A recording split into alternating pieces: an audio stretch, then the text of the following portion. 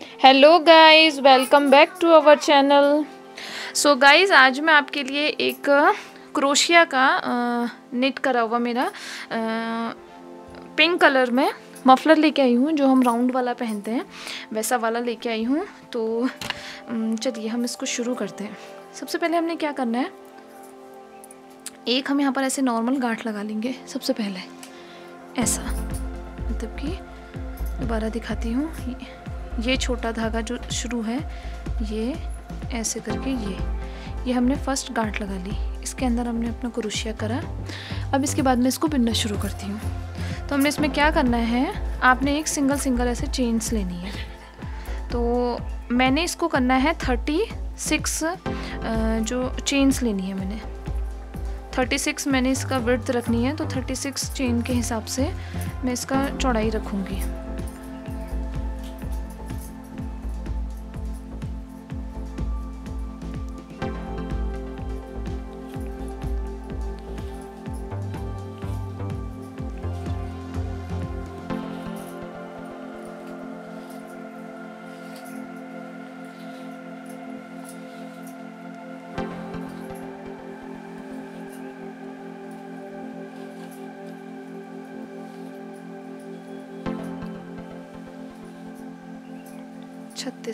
ये हो गई मेरी 36 चेन्स। ठीक है, 36 चेन्स के बाद मैं 2 चेन एक्स्ट्रा लूँगी। 37, 38 के बाद धागा ऐसा करेंगे, 2 चेन हम लेफ्ट करेंगे, थर्ड चेन में डालेंगे एक बारी, फिर 2 का 1 और फिर 2 का 1 ऐसा करेंगे। ठीक है, उसके बाद हर एक चेन में डालना शुरू करेंगे। अभी हमने कोई भी लेफ्ट नहीं करनी है। तो उसके बाद वही करेंगे ऐसे, और ये 2 के अंदर ऐसा, फिर ये 2 का 1 और फिर ये 2 का 1, फिर उसके बाद वही ऐसा 3 बना, 2 का 1 और 2 का 1। बस यही हमने पूरे 36 चेन में 36 अपने सिंगल स्टिचेस ये बनाते हुए चले जानी है। सिंगल हमने इसमें कोई भी एक में 2 बारी नहीं डालना है और ना ही कोई हमने लेफ्ट करनी है। तो 36 चावलों को मैं ऐसे बनाती हूँ, फिर उसके बाद आपको दिखाती हूँ।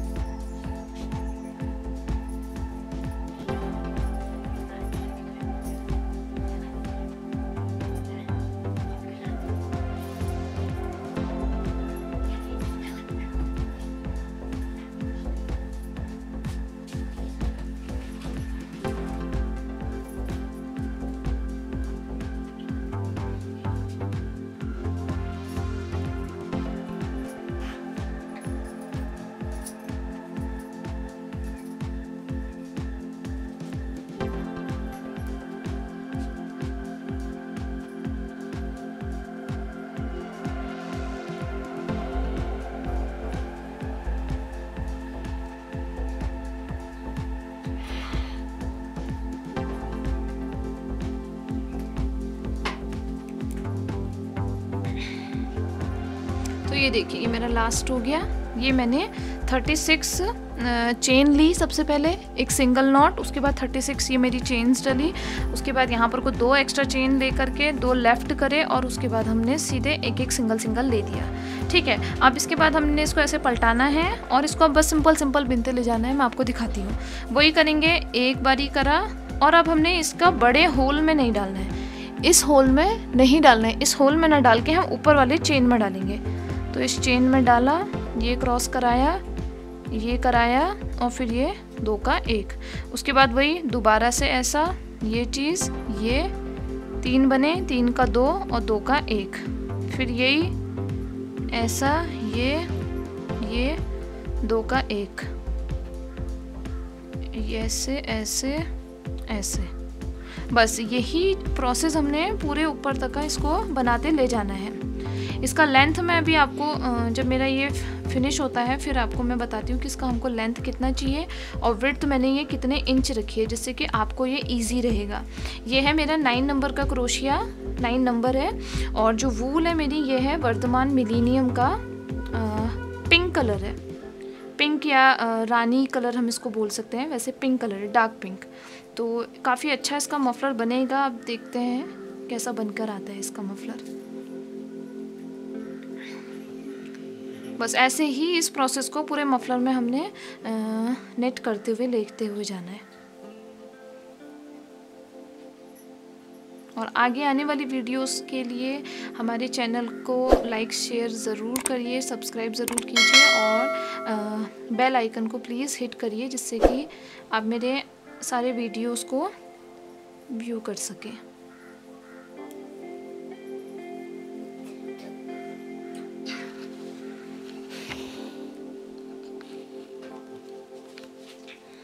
तो ये देखो मैंने ये कंप्लीट कर लिया है।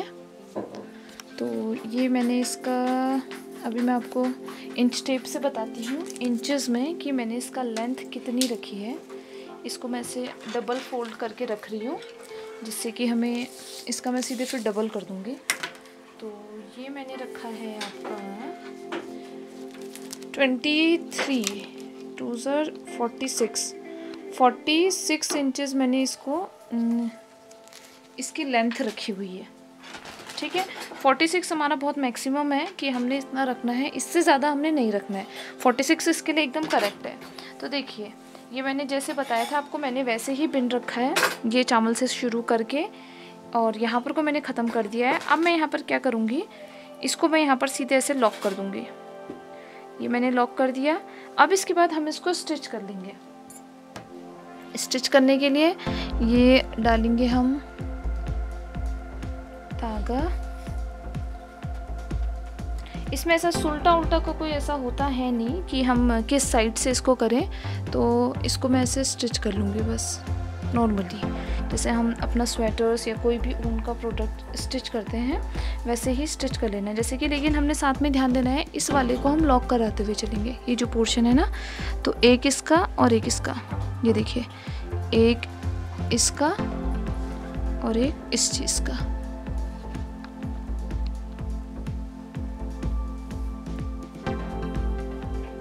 वैसे ही इसको पूरा लॉक करेंगे, एक इसका एक इसका, एक इसका एक इसका।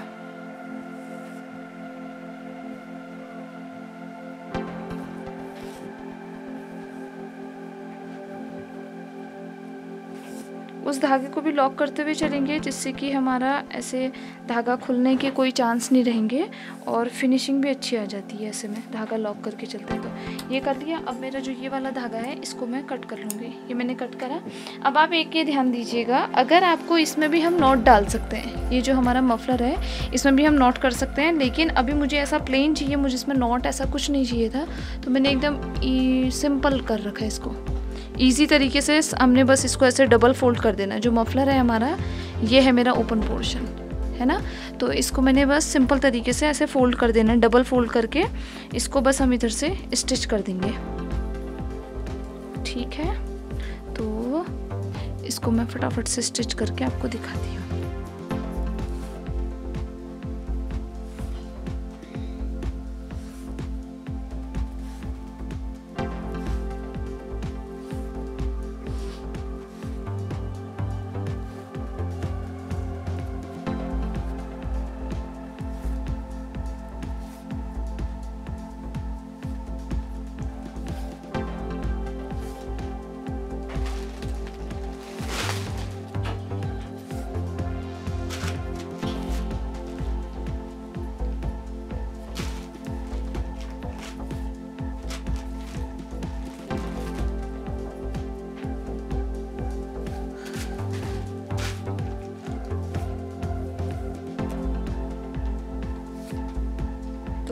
ये मेरा हो गया। अब लास्ट में हमने ध्यान देना है, इसको हम ऐसे ही लॉक कर लेंगे, है ना।